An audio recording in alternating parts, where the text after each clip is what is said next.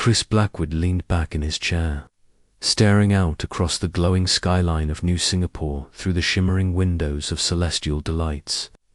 It was the most exclusive restaurant in the Andromeda sector, known for its strange, exotic meals and wealth-soaked customers.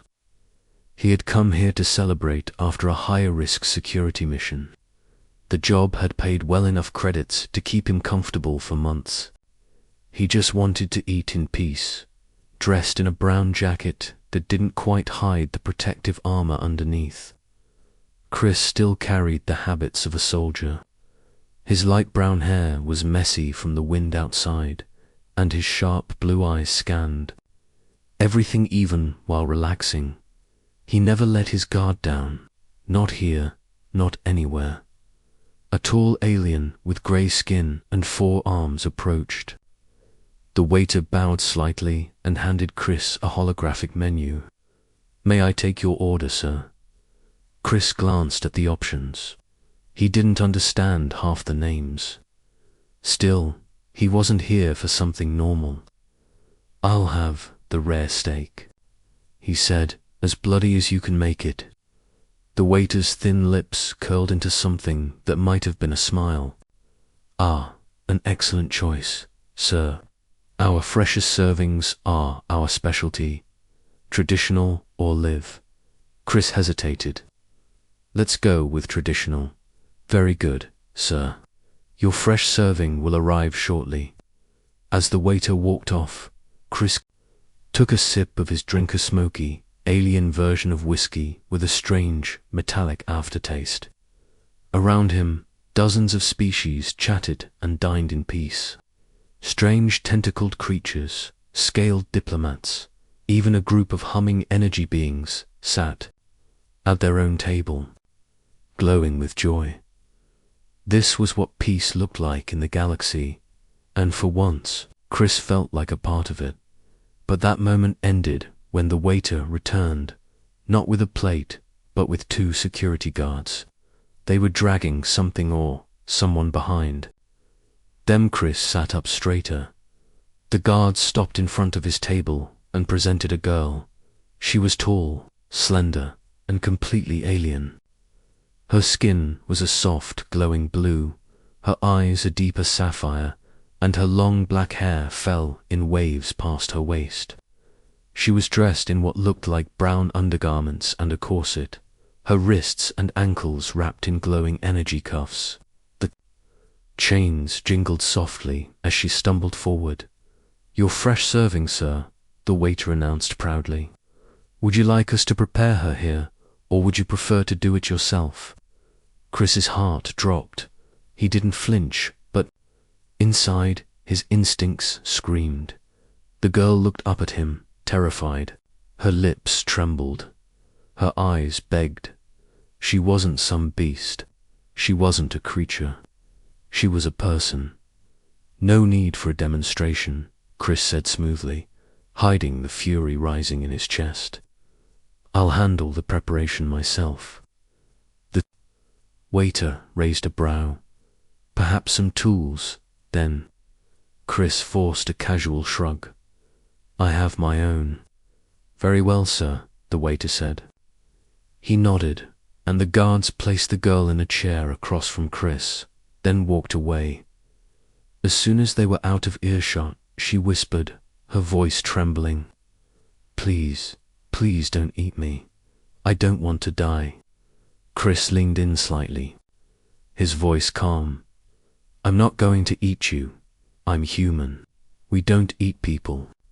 Her eyes widened with surprise and fragile hope. "You're not one of them."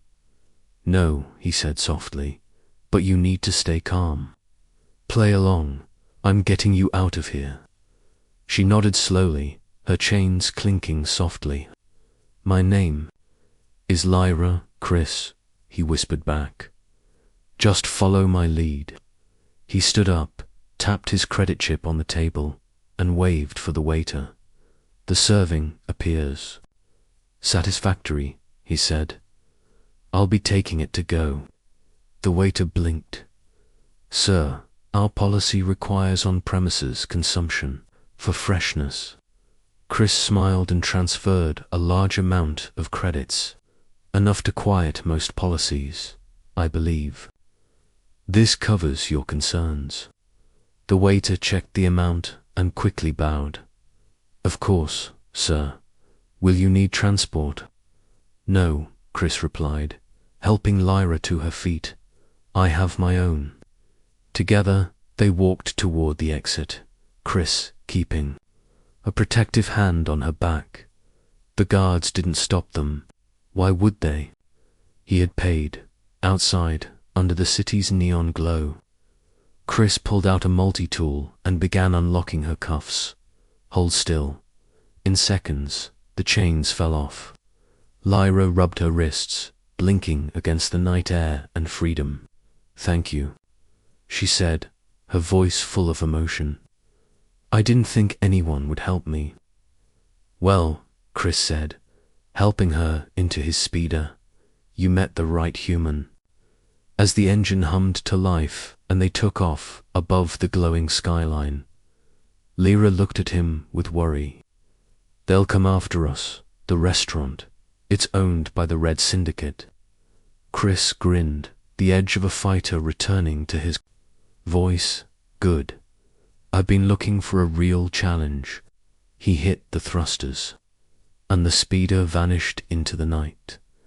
The neon lights of New Singapore painted the night in blue and gold as Chris's speeder shot through the skylanes. Lyra sat beside him, still shaking, her bare arms wrapped around herself. The cuffs were gone, but the fear in her eyes hadn't left. Where are we going? She asked, glancing nervously at the skyline behind them. I've got a safe house, Chris said, scanning the traffic grid. But first, we need to lose anyone tailing us. As if on cue, a warning flashed across the dashboard. 3 black speeders had broken formation and were closing in fast. They've found us already. Lyra's voice trembled. They move fast when their dinner runs away, Chris said grimly, gripping the controls tighter. Hang on. He twisted the speeder sharply, diving down into the lower levels of the city, where the air grew thicker and the buildings packed tighter. Down here, light barely reached the streets. Delivery drones and maintenance craft buzzed past, but Chris's speeder was faster just. Barely in the mirror, the pursuers kept coming. Who are they? Chris asked. Red Syndicate enforcers, Lyra said, her voice steadier now. I was taken on Nova Prime. They said I had a perfect profile. Whatever that means, they've been experimenting. Not just selling us for food. They're doing things to us. Chris swore under his breath. One of the pursuing speeders surged ahead and fired. A blue energy bolt zipped past their cockpit, missing them by inches. The blast lit up the entire alleyway they were diving through. Guess they're not worried about making a scene, Chris muttered. He flipped a switch and pulled back on the stick, sending the speeder into a wild spiral. Lyra clung to her seat, but her fear was turning into something else. Focus. They want to take me back, she said. They won't stop. They'll stop when we make them, Chris replied. He veered hard left, ducking beneath an old construction bridge. The first enemy speeder crashed into it, exploding in a bright fireball. One down. Chris turned sharply into a maintenance tunnel, forcing the speeder into a near-vertical drop. Lyra gasped, grabbing the seat, but Chris didn't hesitate. His years of combat piloting served him well. They're still behind us, Lyra called out, eyes locked on the rear scanner. I know, he said, reaching under his seat. He pulled out a small silver sphere, a homemade EMP grenade. This'll buy us time. He set the timer and dropped it behind them. A moment later, the grenade flashed and both remaining speeders behind them went dark, their engines dying mid-air. They crashed into the tunnel walls with a thunderous impact.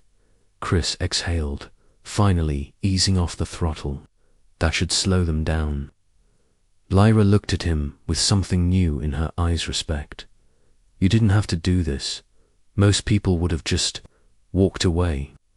Chris looked over at her. I couldn't leave you there. That's not how humans work.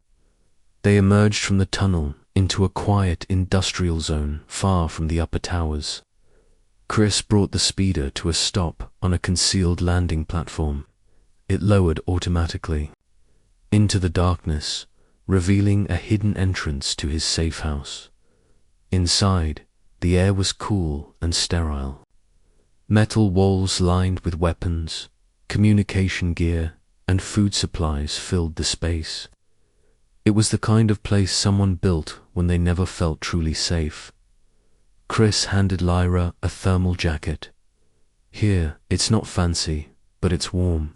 She slipped it on gratefully. Thank you. You're safe now, he said. She looked around the room, slowly relaxing.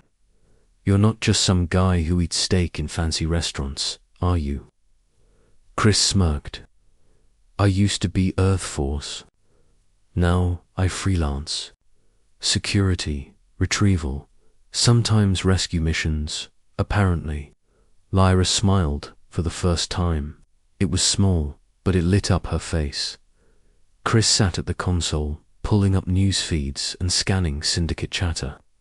If the syndicate's running something this big, I need to know what it is. Lyra sat beside him. They were calling it Project Ember.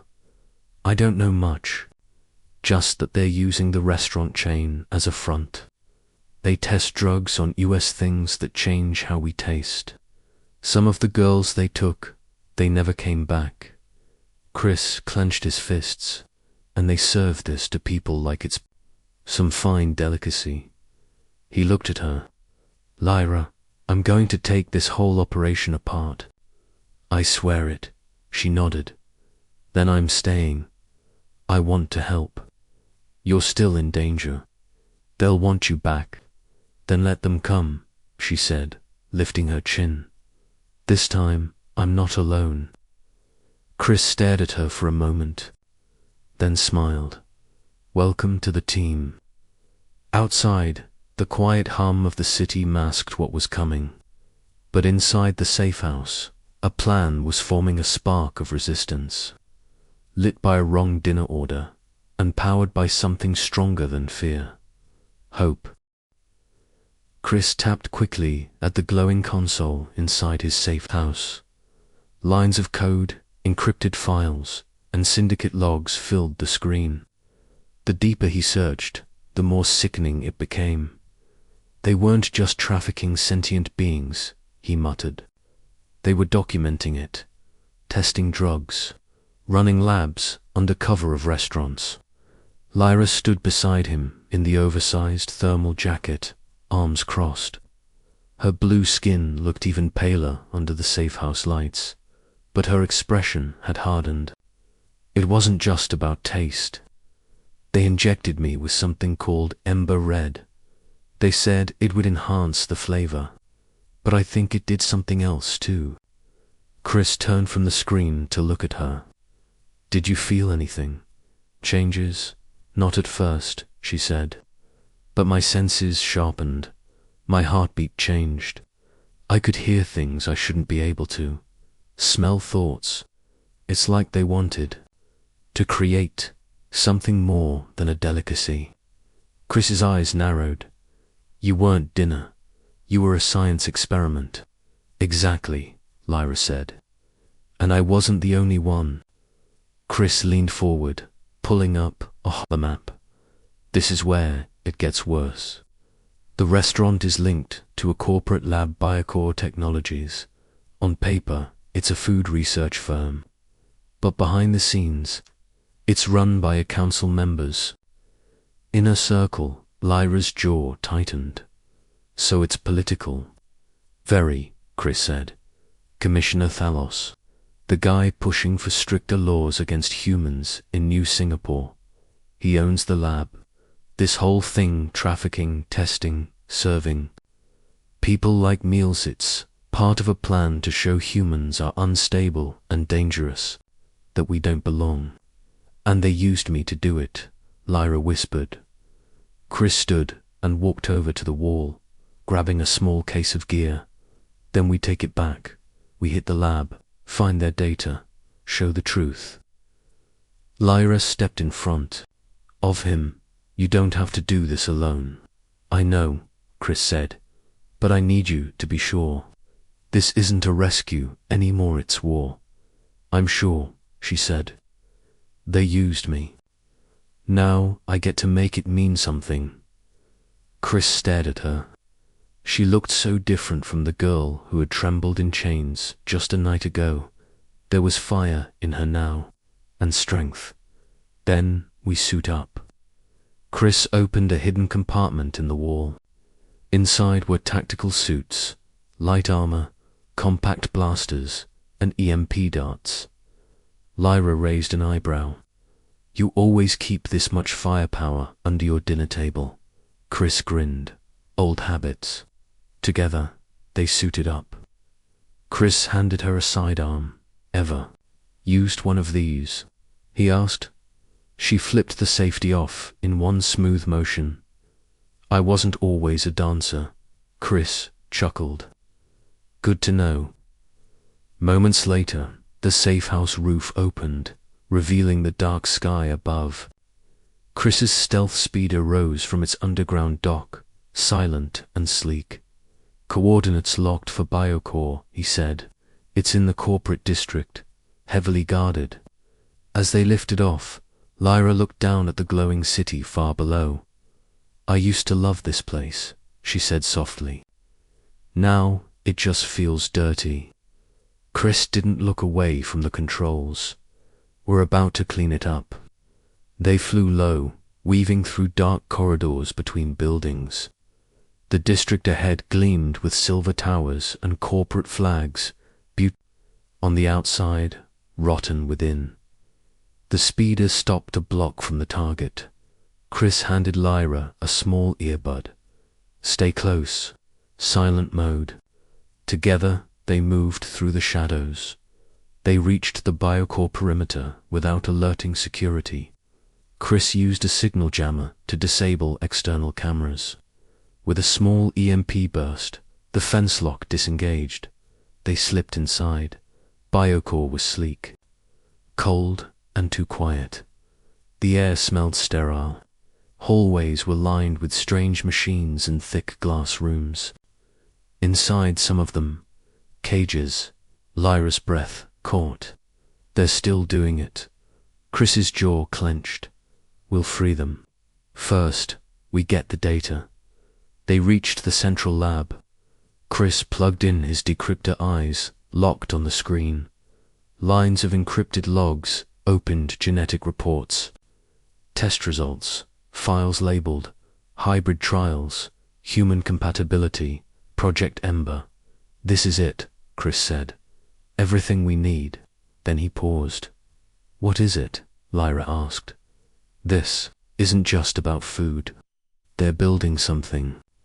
Soldiers, modified beings, using human DNA mixed with select alien traits. The meals were the failures.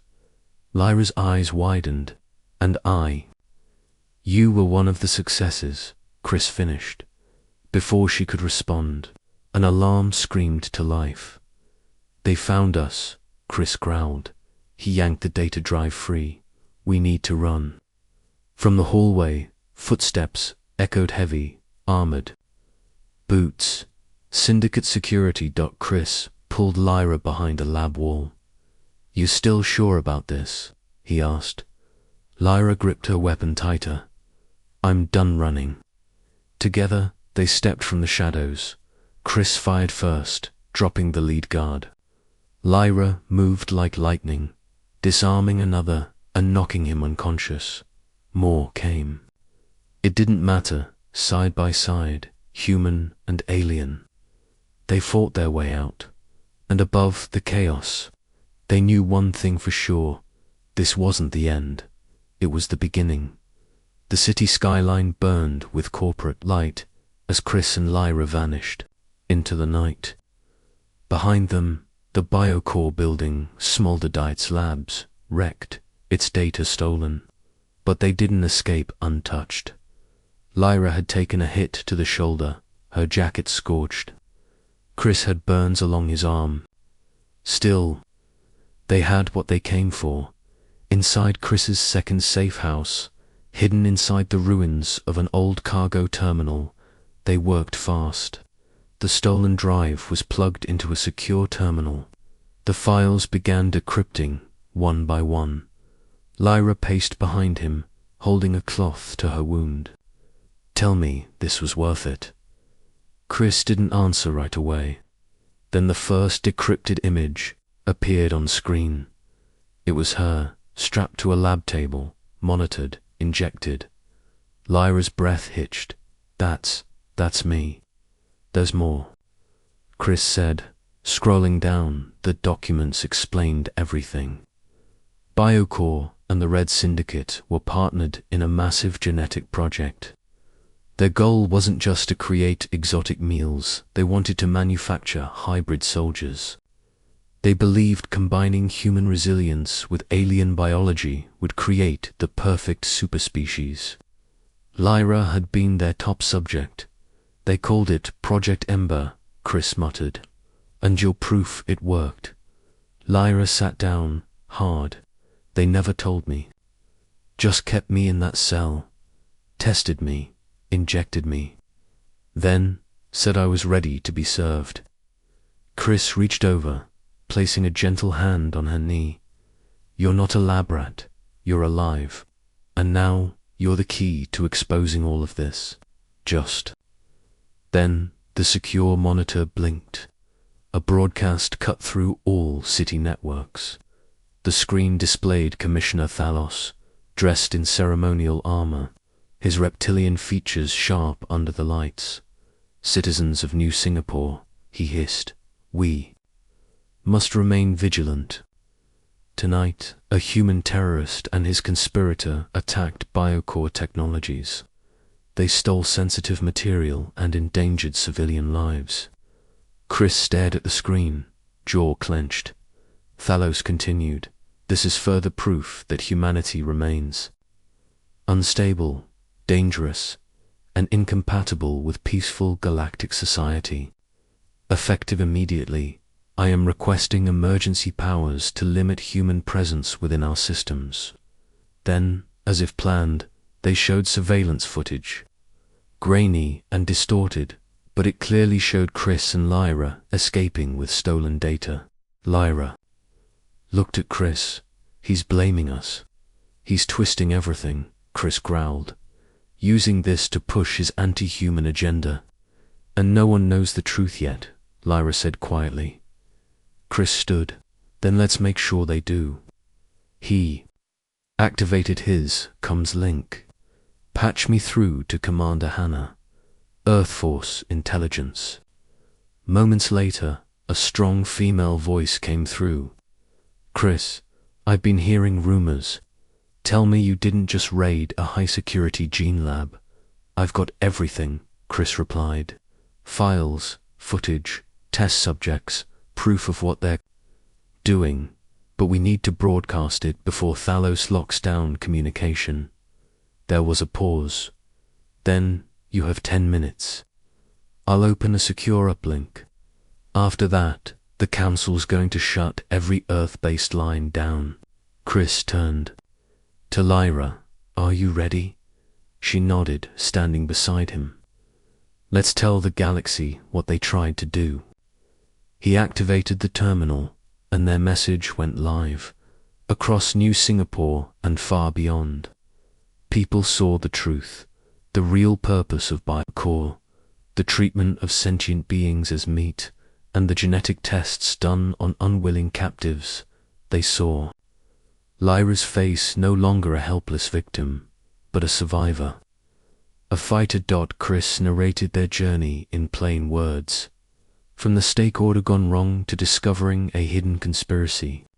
He didn't paint himself as a hero, only as someone who did what was right.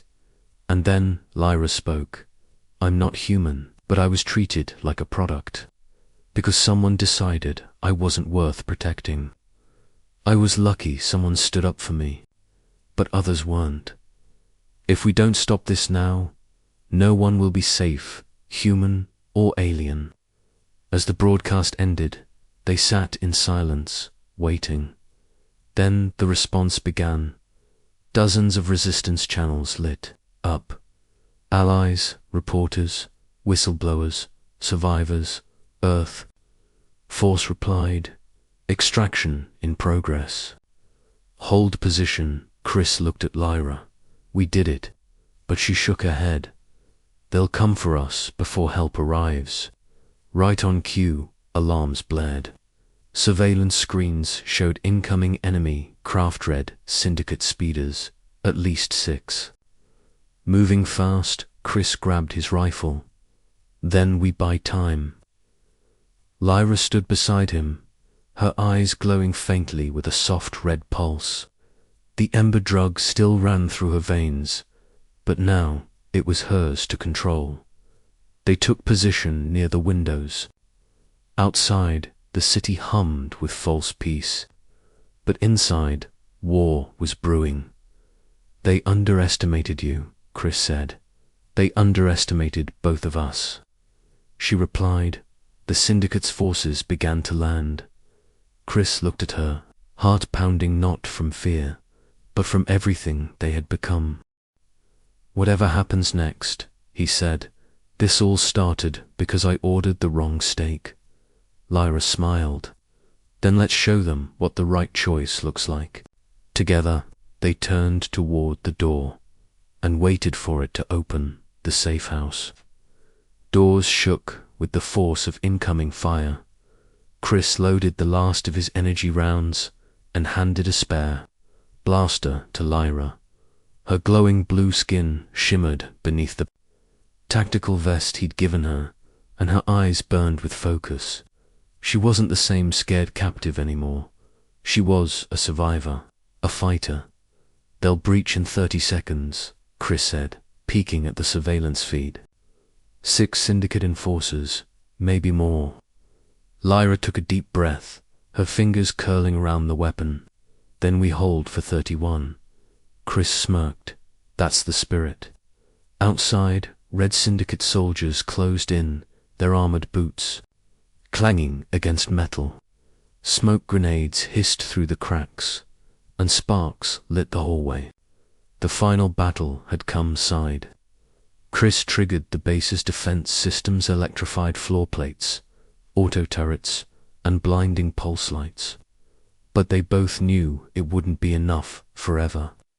They needed to hold the line until Earth's force arrived. Lyra crouched beside him behind the barricade. You never told me. Why did you really help me back at the restaurant? Chris didn't look away from the hallway. Because you looked at me like I mattered. And I've seen too many. People pretend they don't see anything at all. Lyra was quiet for a moment. Then she smiled. Then let's make sure they never forget us. The door exploded inward. Syndicate troops stormed in, firing immediately. Chris and Lyra moved like clockwork, diving, rolling, shooting. Blasts lit the darkened room in flashes of blue and red. Chris shot to clean in the chest. Lyra struck. Another with a perfect side blast, then swept under cover before the next round. More soldiers pushed in, overwhelming the auto turrets. Smoke choked the air. Chris pulled Lyra back. We're falling back. Secondary door. Now they raced to the escape corridor, slamming the bulkhead behind them. The next room was tight, lined with crates of equipment and emergency supplies. Lyra was bleeding, now her side grazed by a near miss. She winced but stayed standing. You good? Chris asked, pressing a hand to the wound. I've had worse. From dance training, she grunted. The cum crackled. This is Earth Force Unit Zeta. We've landed. Extraction in 3 minutes. Hold your beacon. Chris activated the emergency flare, sending a blue pulse to the rooftop above. Then he turned back to Lyra. 3 minutes is a long time in a fight like this. She nodded. Then we make it count. The syndicate soldiers slammed into the next bulkhead. One began cutting through with a heat saw. Chris grabbed his last EMP grenade and handed it to Lyra. Last trick in the box. She smiled faintly. Then let's use it well. When the soldiers burst in, Chris and Lyra met them head-on. Blasts echoed through the chamber. Sparks flew. Lyra hurled the EMP. Just as the second wave pushed forward, it detonated in a burst of light and sound, frying half their weapons and dropping 2 of the invaders. Mid-step. Chris fought like a soldier with nothing left to lose and everything to protect. Beside him, Lyra moved with the grace of someone who refused to be a victim again. Every shot, every dodge, every blow they fought as one. By the time Earth Force troops stormed the chamber, Chris and Lyra stood back to back, panting, bruised, and still standing. The soldiers swept in, securing the area. "Blackwood, we've got you," a voice shouted.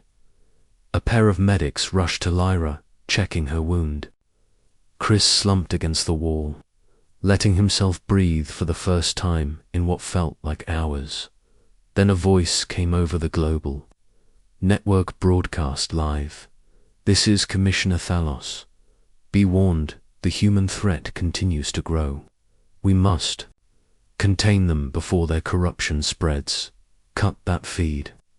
A commanding voice ordered. Chris turned toward the figure stepping through the smoke. It was General Renner of Earth Force. "We've seen enough," she said. "You exposed everything. Project Ember, the trafficking, the lies. The Council's already started pulling funding from Biocore. Thalos will be finished by sunrise." Chris looked to Lyra, still alive, still strong. "It started with a dinner," he said, half laughing. "Now we're part of galactic history." Lyra leaned against him. "Think we'll still get dessert?" General Renner smirked. "You both are being nominated as ambassadors for interspecies rights." Chris raised an eyebrow. "Ambassadors," Lyra grinned. "Told you ordering steak was a life-changer." As Earth Force led them out, Chris looked back at the safe house one last time. It was scorched, broken, but it had been where everything changed. They stepped onto the extraction ship. Lyra reached for his hand and squeezed it tightly. "You." "No," she whispered. "We still never had that proper date." Chris smiled. "Next time, I promise no chains, no blasters, no aliens trying to eat each other." "Just dinner," she said softly. "Just us," he agreed. And as the ship lifted into the stars, their story went with it proof that even in the darkest corners of the galaxy, human courage, love, and resilience could rewrite the rules of the universe.